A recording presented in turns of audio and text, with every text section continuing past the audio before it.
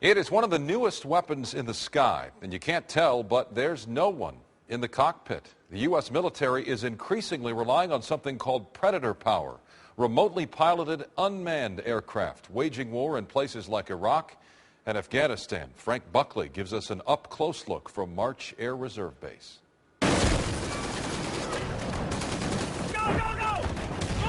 For most of us, warfare is still defined by images like those on HBO's The Pacific of troops on the ground in harm's way. But today, modern warfare is being waged thousands of miles away from the combat zones. Here at March Air Reserve Base in Moreno Valley, classes of pilots are being trained to fly unmanned, remote-controlled aircraft called Predators. The Air Force allowed only KTLA in for a first-hand look at the MQ-1 Predator. This is one of the roughly 200 unmanned Predator aircraft, each weighing in at as felt 1,200 pounds, with a price tag of $5 million. Technical Sergeant Heath Branham says the Predator has become our eye in the sky overseas. Underneath is the camera. 360 degrees field of view, completely spinnable in all 360 degrees. And here's what that camera sees. On the ground, 2 enemy soldiers burying a roadside IED, an improvised explosive device.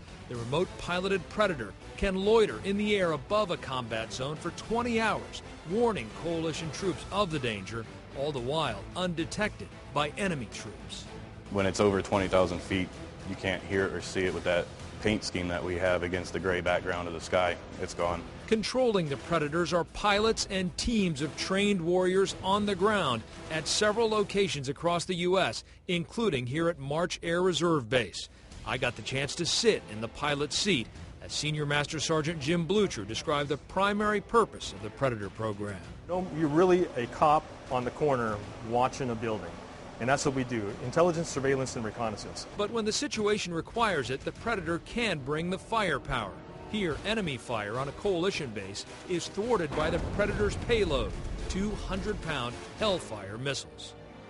And here, the Predator uses its night vision camera and Hellfire missiles to remove an enemy mortar team from the desert. It may look like some kind of video game here in California, but the game is deadly with some very important real-world consequences.